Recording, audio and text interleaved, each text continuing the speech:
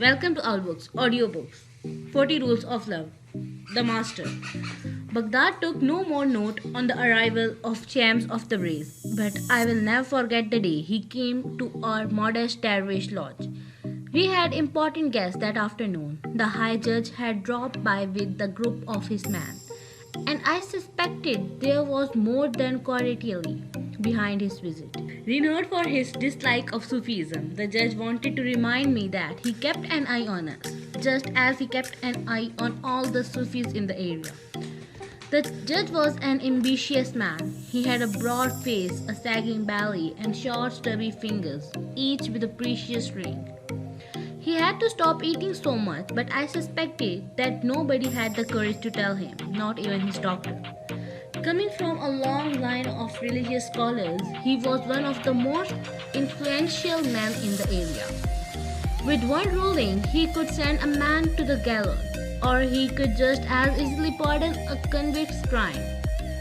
Lifting him up from the darkest dungeon, always dressed in fur coat and expensive garments, he carried himself with the grandeur of someone who was sure of his authority. I did not approve of his big ego, but for the well-being of our Lord, I did my best to remain on good terms with this man of influence. We live in the most magnificent city in the world, the judge pronounced as he popped a fig into his mouth. Today, Baghdad overflows with refugees running away from the Mongol army. We provide them safe haven. This is the center of the world, don't you think, Baba Zaman? This city is a gem, no doubt, I said carefully. But let us not forget that cities are like human beings. They are born, they go through childhood and adolescence, they grow old and eventually they die. At this moment in time, Baghdad is in its late youth. We are not as wealthy as we used to be at the time of Caliph Harun al-Rashid. Though we can still take a measure of pride in being a center of trade, craft and poetry. But who knows what the city will look like 1,000 years from now? Everything might be different. Such pessimism. The judge shook his head as he reached out another bowl and picked a date. The Abbasid rule will prevail and we will prosper. That is, of course, if the status quo is not disrupted by the traitors among us. The Abbasid rule will prevail and we will prosper. That is, of course, if the status quo is not disrupted by the traitors among us. There are those who call themselves Muslim, but their interpretation of Islam is far more dangerous than threats from infidels. I chose to remain silent. It was no secret that with the individualistic and esoteric interpretation of Islam were troublemakers. He accused us of paying no heed to the Sharia and thus disrespecting the man of authority, men like him. Sometimes I had the feeling he would rather have all Sufis kicked out of Baghdad. Your brotherhood is harmless, but don't you think some Sufis are beyond the pale? The judge asked, stroking his beard. I did not know how to respond to that. Thank God, just then we heard a knock on the door. It was the ginger-haired Noise. He made a beeline toward me and whispered in my ear that we had a visitor, a wandering dervish who insisted upon seeing me and refused to talk to anyone else. Normally, I would have asked the Noise to take a newcomer to a quiet, welcoming room, give him warm food, and make him wait until the guest had left. But as the judge was giving me a hard time, it occurred to me that a wandering dervish could dispel the tension in the room by telling us colorful stories from faraway lands. So I asked the Noise to bring the man in. A few minutes later, the door opened and in walked a man dressed head to toe in black, lank, gaunt, and of indeterminate age. He made a sharp nose, deeply set pitch black eyes, and dark hair that fell over his eyes in thick curls. He wore a long hooded cloak, a wool garment, and sheepskin boots. There were a number of charms around his neck. He had a wooden bowl in his hand of the sort that mendicant dervishes carry to overcome their personal vanity and hubris by expecting the charity of others. I realized that here was a man who did not pay much attention to the judgments of society, that people could confuse him with some vagrant or even a beggar did not seem to bother him in the least. As soon as I saw him standing there, awaiting permission to introduce himself, I sensed he was different. It was in his eyes, in his elaborate gesture, written all over him, like an icon that might seem modest and vulnerable to ignorant eyes, but already heralds the proud oak tree that it will turn out to be. He looked at me with those piercing black eyes and nodded silently. Welcome to our Lord, Darvish. I said as I motioned for him to take a seat on the cushion across from me. After greeting everyone, the Darvish sat down, inspecting the people in the room, taking in very detail. Finally, his gaze stopped at the judge. The two men looked at each other for a full minute without so much as a word, and I could not help wondering what each thought of the other, as they seemed so very opposite. I offered the Darvish warm goat milk, sweetened figs, and filled dates, all of which he politely refused. When asked his name, he introduced himself as Shams of the Braes and said he was a wandering dervish searching for God high and low. And were you able to find him? I inquired. A shadow crossed his face as the dervish nodded and said, Indeed, he was with me all along. The judge interjected with a smirk. He did not bother to hide. I never understand why you dervishes make life so complicated.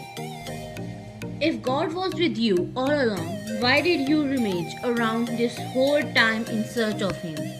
Shams of the Braes bowed his head pensively and remained silent for a moment. When he looked up again, his face was calm, his voice measured. Because although it is a fact that he cannot be found by seeking, only those who seek can find him. Such wordplay, the judge scoffed. Are you trying to tell us that we can't find God if we stay in the same place all our lives? That's nonsense. Not everyone needs to dress in tatters and hit the road like you. There followed a ripple of laughter as the men in the room were eager to show their agreement with the judge. High-pitched, unconfident, and unhappy laugh from people used to talking to superiors. I felt uneasy. Obviously, it hadn't been a good idea to bring the judge and Darvish together. Perhaps I was misunderstood. I did not mean to say one could not find God if he stayed in his hometown. That is certainly possible, conceded the Darvish. There are people who have never traveled anywhere and yet have seen the world. Exactly, the judge grinned triumphantly. A grin that vanishes upon hearing what the Darvish uttered next. What I meant to say, Judge, was that one could not find God if he stayed in the fur coat, silk garment, and pricey jewelry that you are wearing today. A stern silence descended upon the room, the sound and say around us dissolving down to dust.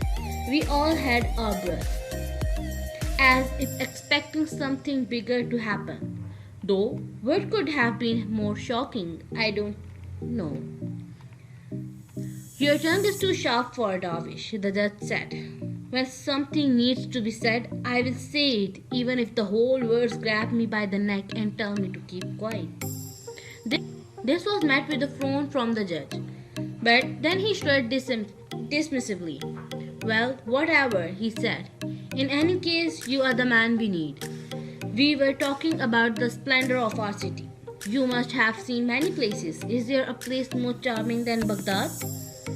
Softly, his gaze moving from one man to another, Shams explained, There is no question Baghdad is a remarkable city, but no beauty on earth lasts forever. Cities are erected on spiritual columns, like giant mirrors. They reflect the heart of their residents. If those hearts darken and lose faith, cities will lose their glamour. It happens and it happens all the time. I could not help but nod. Shams of the Brace turned to me, momentarily distracted from his thought, with a friendly flicker in his eyes. I felt them on me, like the heat of a sweltering sun. That was when I clearly saw how he merited his name. This man was radiating vigor and vitality, and burning within, like a ball of fire. He was indeed Shams, the sun. But the judge was of a different mind. You Sufis make everything too complicated. The same with the philosophers and poets. Why the need for so many words? Human beings are simple creatures with simple needs. It falls upon the leader to see to their needs and make sure they do not go astray. That requires applying the Sharia to perfection. The Sharia is like a candle, said the Shams of the Brace. I provide us with much valuable light. But let us not forget that a candle helps us to go from one place to another in the dark. If we forget where we are headed and instead concentrate on the candle, what good it is. The judge grimaced, his face closing up. I felt a wave of anxiety wash over me. Entering into a discussion about the significance of the Sharia with a man whose job was to judge and often punish people according to the Sharia was swimming in dangerous water. Did not Shams know that? Just as I was looking for an appropriate excuse to take the Darwish out of the room, I heard him saying, "There is a rule that applies to this situation." What rule? The judge suspiciously. Shams of the Brace straightened up, his gaze fixed as if reading from an invisible book, and he pronounced, "Each and every reader comprehends the Holy Quran on a very different level, in tandem with the depth of his understanding. There are four levels of insight. The first level is the outer meaning, and it is the one that the majority of people are content with. Next is the batin, the inner level. Third, there is the inner of the inner. And the fourth level is so deep it cannot be put into words and is therefore bound to remain indescribable."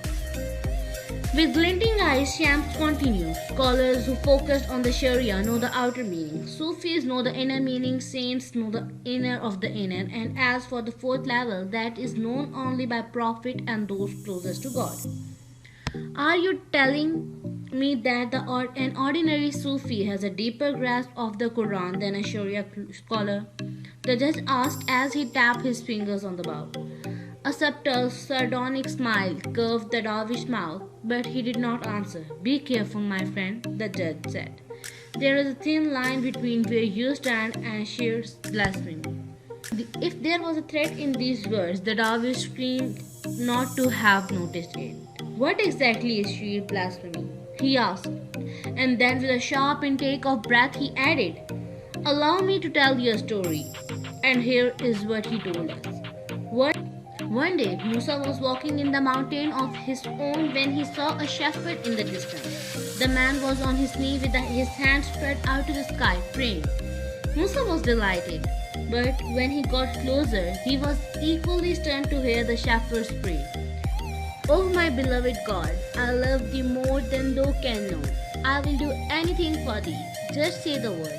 Even if thou ask me to slaughter the fattest sheep in my flock in thy name, I will do so without hesitation. Thou would roast it and put its tail fat in thy rice to make it more tasty." Musa inched toward the shepherd, listening attentively. "Afterward, I will wash thy feet and clean thine ears and pick thy lice for feed. That is how much I love thee." Having heard enough, Musa interrupted the shepherd, yelling, "Stop, you ignorant man! What do you think you are doing? Do you think God eats rice? Do you think God has feet for you to wash? This is not prayer, it is sheer blasphemy." Dazed and ashamed, the shepherd apologized repeatedly and promised to pray as decent people did. Musa taught him several prayers that afternoon. Then he went on his way, utterly pleased with himself. But that night Musa heard a voice. It was God. "Oh, Musa, what have you done? You scolded that poor shepherd and failed to realize how dear he was to me. He might not be saying the right things in the right way, but he was sincere. His heart was pure and his intentions were good. I was pleased with him. His words might have been blasphemy to your ears, but to me they were sweet blasphemy. Musa immediately understood his mistake. The next day, early in the morning, he went back to the mountain to see the shepherd. He found him praying again, except this time he was praying in the way he had been instructed. In his determination to get the prayer right, he was stammering, bereft of the excitement and passion of his earlier prayer, regretting what he had done to him. Musa patted the shepherd back and said, "My friend, I was wrong. Please forgive me. Keep praying in your own way. That is more precious in God's eyes." The shepherd was astonished to hear this, but even deeper was his relief.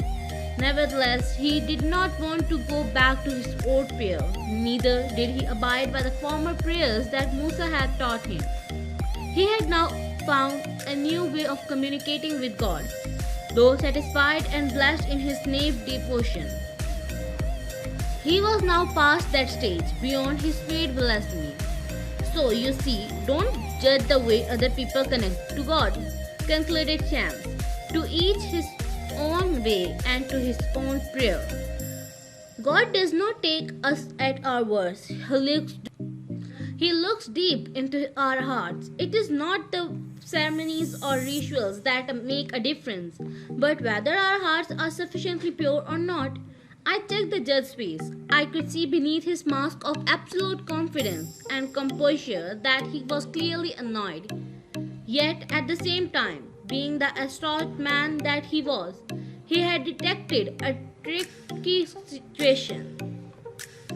If he reacted to Sham's story, he would have to take the next step and punish him for his insolence, in which case things would get serious and everybody would hear that a simple dervish had dared to confront the high judge. It was therefore better for him to pretend there was nothing to be upset about and leave it there. Outside, the sun was setting, painting the sky a dozen shades of crimson, punctuated now and again by dark grey clouds. In a little while, the judge rose to his feet, saying he had some important business to attend to. After giving me a slight nod and Shams of the brace a cold stare, he strode off. His men followed wordlessly. "I am afraid the judge did not like you much," I said when everyone had left. Shams of the Breeze brushed his hair from his face, smiling. "Oh, that is quite all right. I am used to people not liking me much." I could not help feeling excited. I had been a master of this lodge long enough to know that it was not often such a visitor came. "Tell me, Darwish," I said, "what brings someone like you to Baghdad?" I was eager to hear his answer, but also strangely fearful of it. Thank you for watching my video. If you like audiobooks, then don't forget to subscribe to my channel and hit the bell icon for more videos.